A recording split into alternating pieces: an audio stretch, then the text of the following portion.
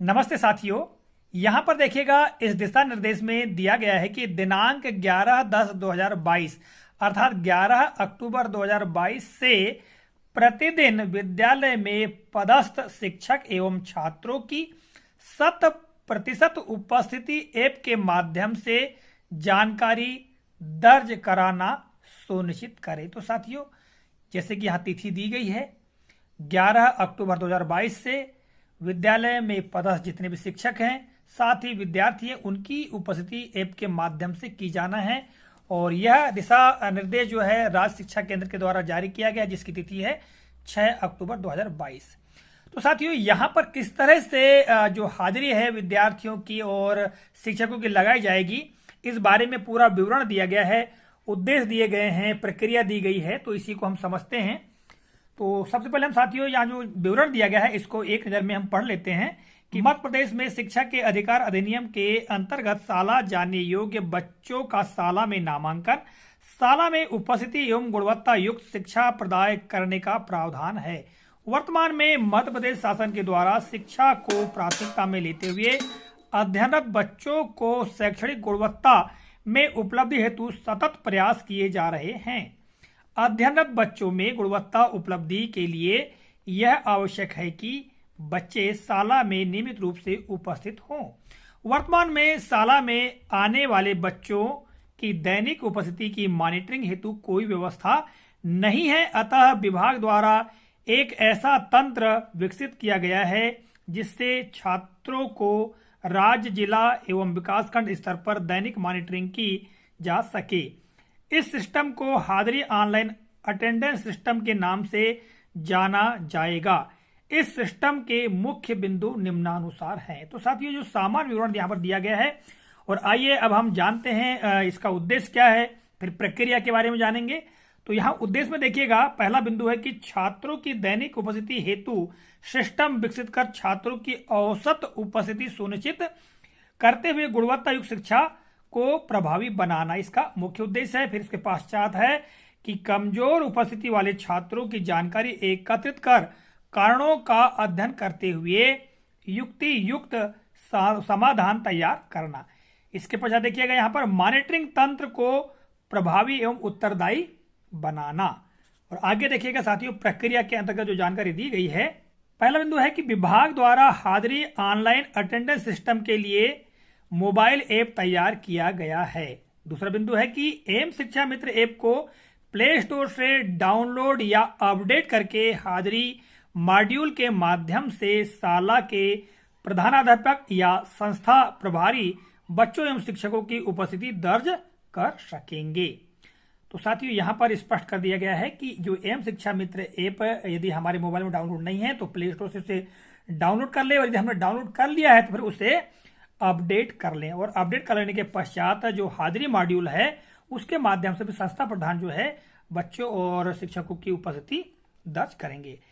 अगला बिंदु है कि उस स्कूल में पदस्थ शिक्षकों एवं प्रधानाध्यापक की जानकारी HRMIS से उपलब्ध होगी।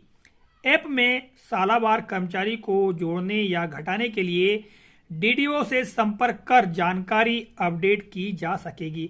साथियों, यह बिंदु भी बहुत महत्वपूर्ण है कि यदि जो शाला में कर्मचारी को जोड़ना है या वहां से हटाना है तो फिर DDO से संपर्क करना होगा, ठीक, संकुल प्राचार्य से, और फिर जानकारी अपडेट हो जाएगी। और आगे दिया गया है कि प्रदेश के दूरस्थ क्षेत्रों में सामान्य मोबाइल नेटवर्क की उपलब्धता नहीं होने के कारण मोबाइल ऐप को इस तरह से डिजाइन किया गया है जिससे इसे ऑफलाइन उपयोग किया जा सके। यूजर नेटवर्क एरिया में आने पर डेटा स्वतः ही अपलोड हो सकेगा। साथियों, यह भी बहुत पूर्ण बिंदु है। हमारे बहुत सारे विद्यालय ऐसे हैं जो दूरस्थ क्षेत्रों में हैं जहां की मोबाइल नेटवर्क नहीं है, तो वहां पर ऑफलाइन रूप से भी उपस्थिति दर्ज की जा सकेगी, और जैसे ही मोबाइल नेटवर्क में आएगा तो फिर जो डेटा है वो अपने आप अपलोड हो जाएगा। ठीक है। तो साथियों, ये थी प्रक्रिया। प्रक्रिया के बाद हम बात करते हैं अब ऐप के माध्यम से दैनिक रूप से की जाने वाली गतिविधियां कौन कौन सी होंगी। पहला बिंदु है कि शाला के प्रधानाध्यापक शाला में पदस्थ शिक्षक एवं बच्चों की प्रतिदिन हाजिरी मॉड्यूल ऐप के माध्यम से शाला प्रारंभ होने के 1 घंटे के अंदर छात्रों की उपस्थिति दर्ज कर सकेंगे। ठीक है। इससे बच्चों की शाला में प्रतिदिन उपस्थिति ज्ञात हो सकेगी। दूसरा बिंदु है सायं 5 बजे के बाद बच्चों की उपस्थिति दर्ज नहीं की जा सकेगी, यानी एक ही बार दर्ज करना है, सायं को उपस्थिति दर्ज नहीं होगी। तीसरा बिंदु है कि ऐप पर कक्षावार शाला में दर्ज बच्चों की जानकारी समग्र शिक्षा पोर्टल पर दर्ज नामांकन अनुसार उपलब्ध होगी। और यहां पर देखिएगा चौथा बिंदु मोबाइल ऐप की उपयोगिता। तो साथियों मोबाइल ऐप की क्या उपयोगिता है, इसके संदर्भ में यहां पर 4 बिंदु दिए गए हैं। पहला बिंदु है कि हाजिरी ऑनलाइन अटेंडेंस सिस्टम का डैशबोर्ड अलग से होगा, जिससे प्रतिदिन साप्ताहिक एवं मासिक उपस्थिति का जिलेवार, विकासखंडवार, संकुलवार डेटा प्राप्त कर उसकी समीक्षा करते हुए कमजोर उपस्थिति वाले जिलों या विकास खंडों के लिए प्रभावी निर्णय लिए जा सकेंगे। दूसरा बिंदु है कि कमजोर उपस्थिति वाली शालाओं को चिन्हित कर शिक्षा विभाग के क्षेत्रीय अधिकारियों एवं स्थानीय निकायों के सहयोग से उपस्थिति बढ़ाने हेतु प्रयास किए जा सकेंगे। तीसरा बिंदु है उपस्थिति के आधार पर गुणवत्ता युक्त शिक्षा की उपलब्धि स्तर का भी विश्लेषण किया जा सकेगा। और चौथा बिंदु है दैनिक उपस्थिति के आधार पर मध्याह्न भोजन योजना की भी प्रभावी मॉनिटरिंग की जा सकेगी। तो साथियों ये 4 बिंदु थे और इनके अंतर्गत जो उप बिंदु दिए गए हैं इनके बारे में हमने जानकारी प्राप्त की। और यहां देखिएगा जो थोड़ा बहुत विवरण दिया गया है इसका भी हम अध्ययन कर लेते हैं कि राज्य शिक्षा केंद्र के पत्र, यहाँ पत्र क्रमांक दिया गया है और दिनांक दी गई है।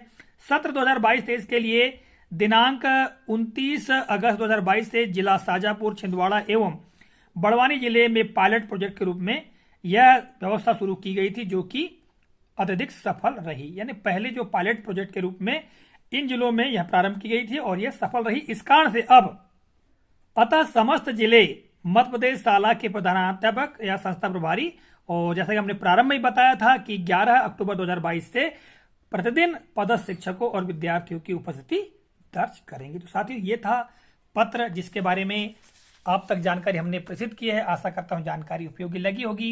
मिलेंगे अगले कालखंड में, तब तक के लिए जय हिंद।